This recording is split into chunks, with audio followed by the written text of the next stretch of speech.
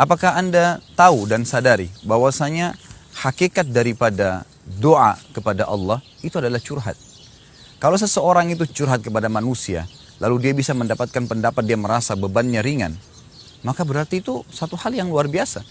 Ya, dia cuma manusia, hanya bisa memberikan ide. Tapi kalau Anda curhat kepada Allah, itu bukan hanya sekedar Anda diberikan ide, tapi Allah subhanahu wa ta'ala akan menyembuhkan penyakit Anda, akan memecahkan permasalahan Anda, akan memudahkan jodoh Anda, memperbanyak rezeki Anda, memperpanjang umur Anda, dan beragam macam hal yang Anda butuhkan. Tinggal bagaimana saja satu hal. Bagaimana Anda bisa memahami syarat agar curhat Anda kepada Allah diterima, dan Anda akan mendapatkan jawabannya. Ada beberapa syarat. Yang pertama adalah Anda harus ikutin dengan ketulusan. Pada saat Anda curhat dengan seorang manusia tadi, kira-kira bagaimana keadaannya kalau Anda hanya sekedar ngomong umum, dengan Anda menyampaikan dengan ketulusan hati. Kalau perlu Anda sambil menangis menyampaikan kepada orang yang sedang Anda curhat padanya. Tentu orang itu pun akan luar biasa dalam mendengarkan masalah Anda. Begitu pula dengan Anda berdoa kepada Allah subhanahu wa ta'ala. Anda sampaikan dengan ketulusan hati atau dengan keikhlasan bahasa ceramahnya. Kalau Anda menyampaikan dengan keikhlasan, maka itu sesuai dengan firman Allah subhanahu wa ta'ala. Allah mengatakan, A'udzubillahi minasyaitonirrajim, wad'uhu mukhlisina lahuddin, kama bada'akum ta'udun.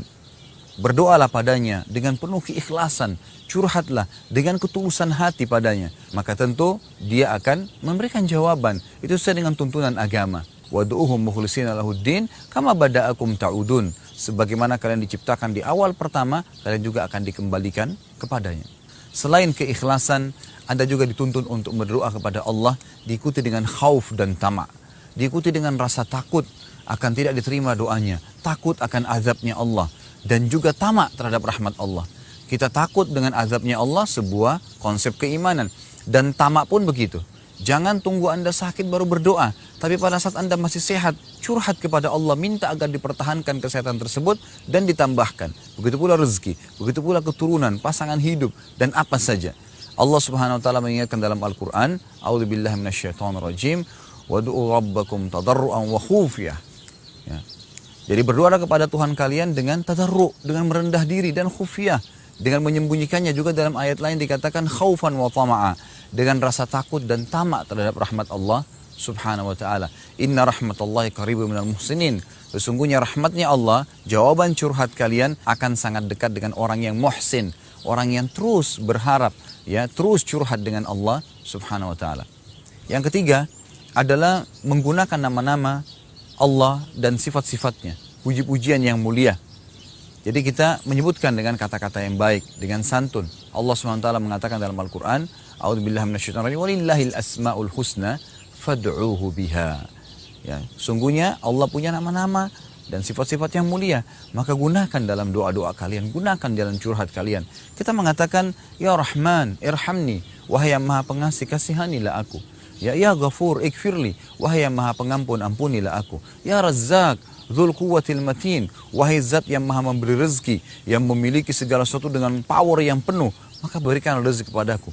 Ya Syafi, Ishfini, wahai yang maha memberikan kesembuhan, sembuhkanlah penyakitku. Kita menyebutkan nama-nama Allah, lalu kita berdoa kepadanya. Kemudian yang keempat, tidak tergesa-gesa. Kata Nabi Muhammad SAW dalam sebuah hadis yang sahih, yustajabu li ahadikum ma lam ya'jal.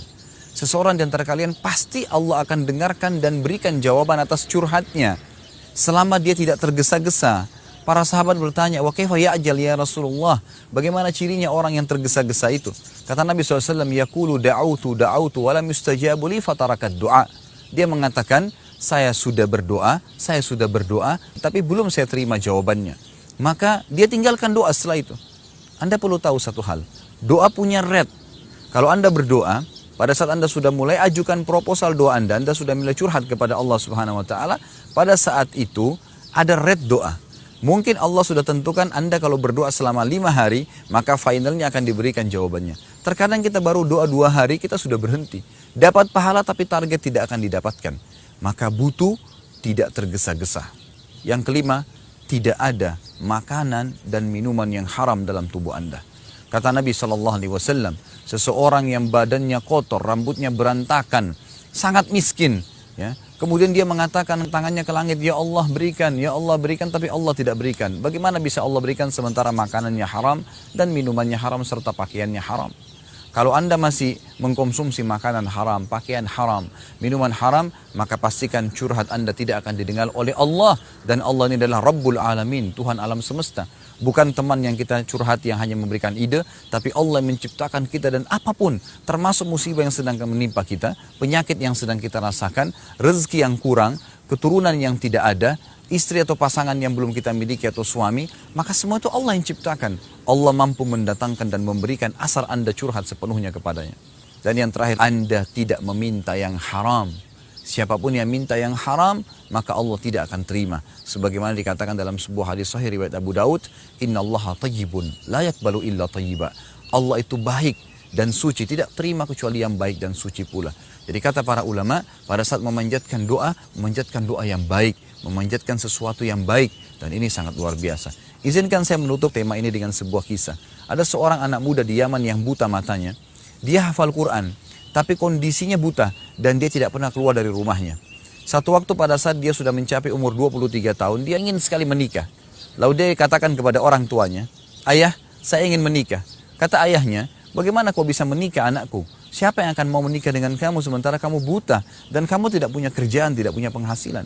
Anak ini merasa drop karena ayahnya ya tidak mendukung dia tapi malah menghardik atau tanda kutip menyalahkan dia kalau dia mau nikah.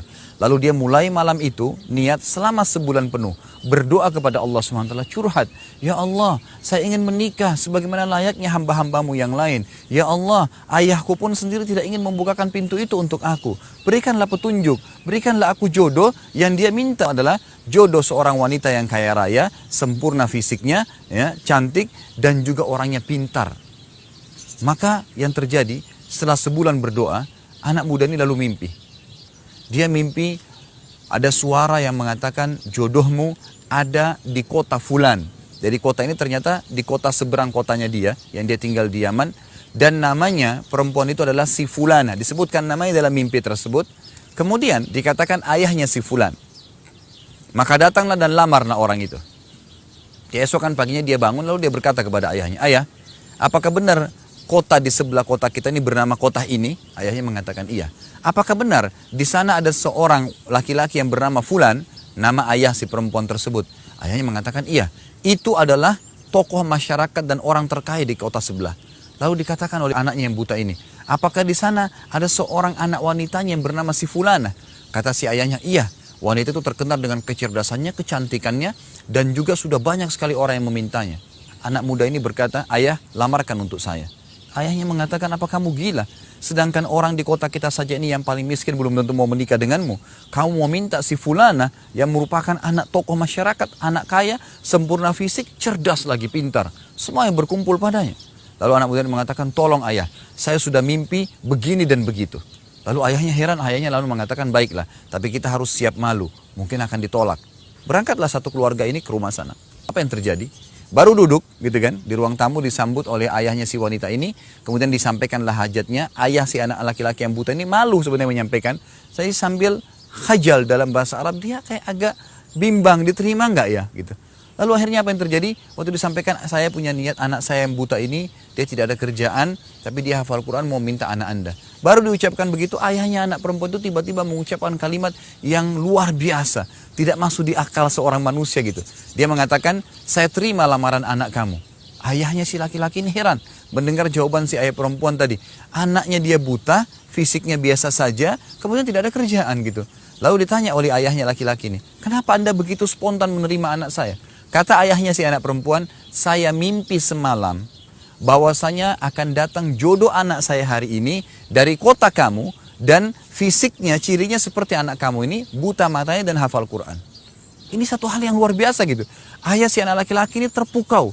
Si anak laki-laki ini pun kaget dengan berita itu. Lalu si ayah perempuan mengatakan, tapi saya belum ceritakan kepada anak saya. Sebentar tunggu, saya akan bicara dengan dia. Masuklah dia ke dalam rumah lalu dia bicara dengan anak perempuannya. Dia katakan, wahai anakku, saya ingin menyampaikan sesuatu, mudah-mudahan kamu jangan salah faham.